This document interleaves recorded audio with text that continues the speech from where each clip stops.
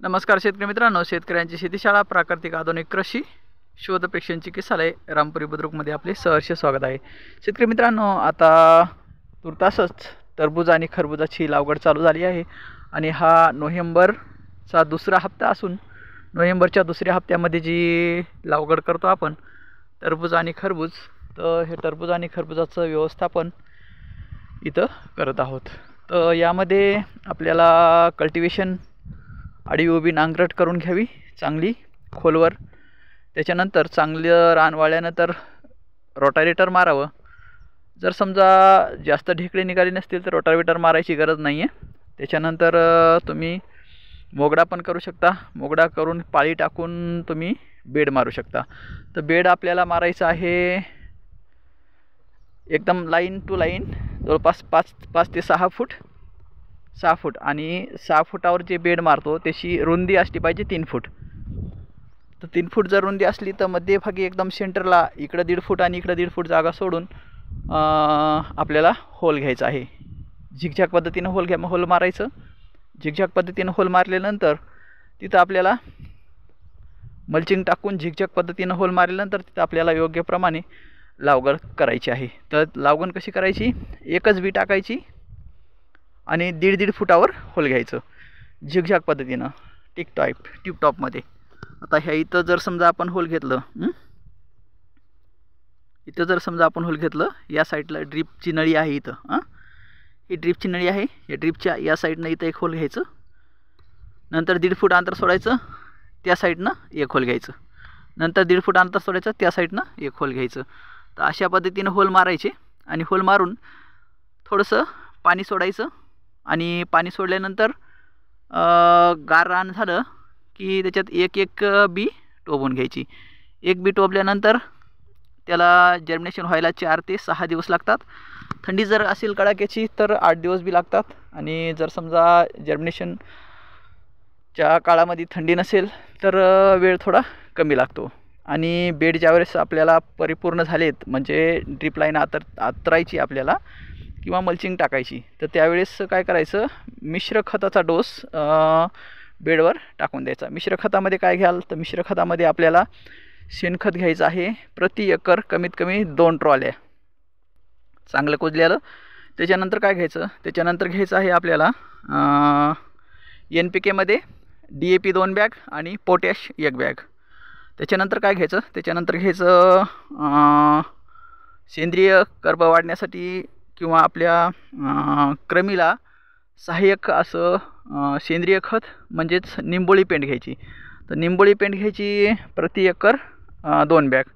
तर असा हा बेसल डोस सगळं शेणखतामध्ये मिक्स करून आपल्या रानामध्ये बेडवर टाकून द्यायचा। त्याच्यानंतर ड्रीप आतरून घ्यायचं आणि ड्रीप आतरल्यानंतर मल्चिंग टाकायची, आणि मल्चिंग टाकल्यानंतर होल मारून घ्यायचे, जसे की मी आता सांगितले तुम्हाला त्या पद्धतीनं। होल मारल्यानंतर आपल्याला थोडंसं पाणी चालू करायचं आहे, पाणी चालू करायचं, थोडंसं रान भिजू द्यायचं, आणि रान भिजलं की मग मस्तपैकी त्यामध्ये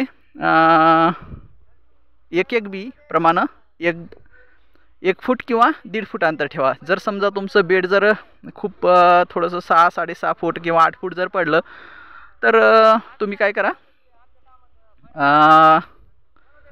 त्याच्यात अंतर 2 बियामधलं अंतर कमी करा, म्हणजे 1 फूट ठेवा। आता हे ॲक्युरेट अंतर किती आहे मी तुम्हाला सांगतो, 1, 2, 3, 4, 5 फूट अंतर आहे लाईन टू लाईन। ही पहा, ही जी खुट्टी आहे ना, ही खुट्टी ते ही खुट्टी आपल्याला 5 फूट आहे, म्हणजे लाईन टू लाईन। 2 बेडमध्ये जे मध्यभागी आहे आपण ड्रीप लाईन टाकली तर ते लाईन अंतर आहे 5 फूट ड्रीपचं, आणि बेडचं पण 5 बाय 5। तर आपल्याला असं जर आपण केलं तर योग्य प्रमाणे तिथं आपल्याला अंतर मॅचिंग होतं, आणि अंतर मॅचिंग झालं की बरोबर आपल्याला लागवड झाली की जर्मिनेशन छान होतं आणि योग्य प्रकारे आपल्याला उत्पादन घ्यायला मदत होते।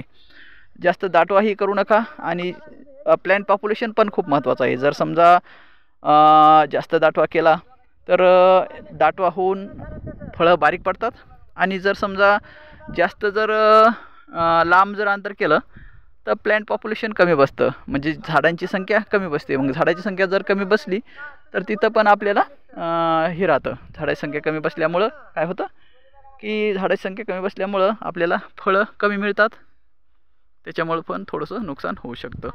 तर अशा पद्धतीने असं व्यवस्थापन आहे. तर मित्रांनो, असं योग्य व्यवस्थापन करून घ्या आणि आपला प्लॉट उत्कृष्ट पद्धतीनं आला पाहिजे असं व्यवस्थापन करा. तर पहा,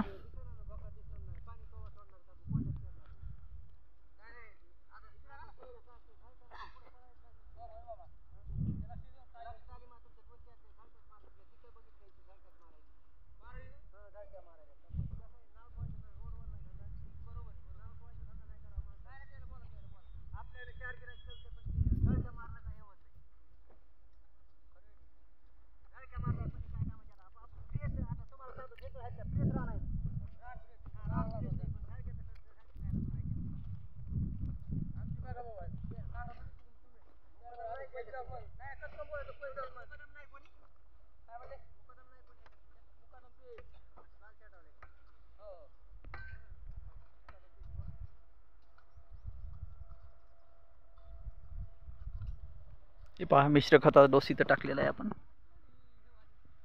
आणि मल्चिंग टाकून मल्चिंग झाकून घेत आहेत दोन्ही साईडनं.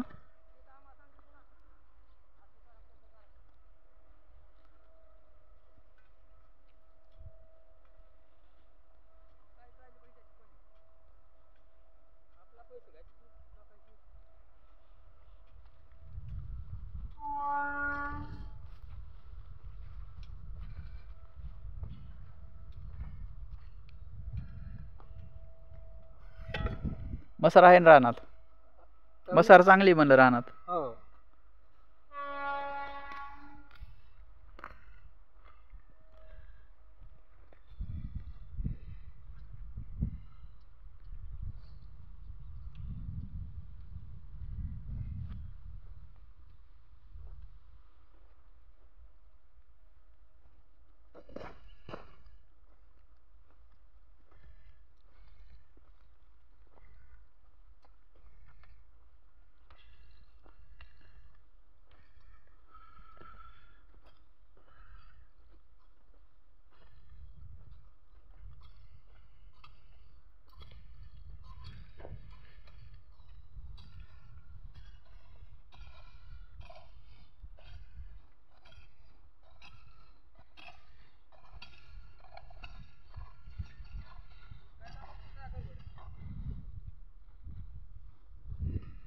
मस्त बसायली पन्नी.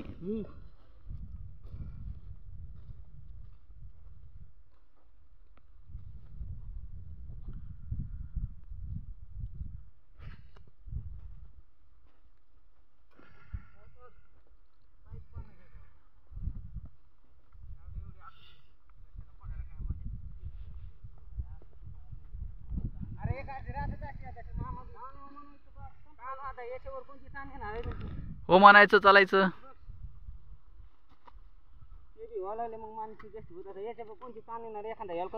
चांगली बसली पन्नी. म्हणायला जाऊ तर राग याला आपल्याला. आता आपली पण कुठं तसा हलका मारलेली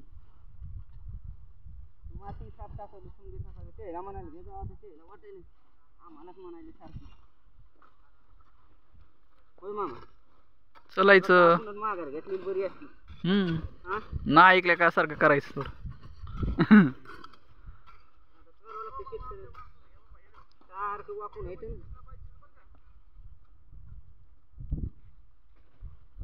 सारखं वाकून येतं ना, एखाद्या जागी होतं कमी एक केला तेवढं चलत राहतंय.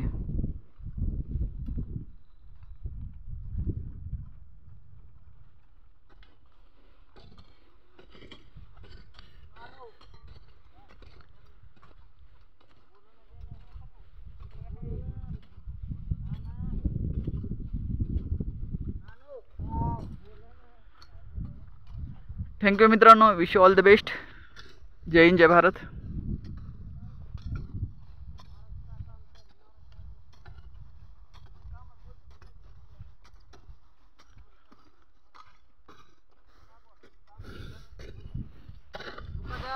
मारायला बरं का 2 तास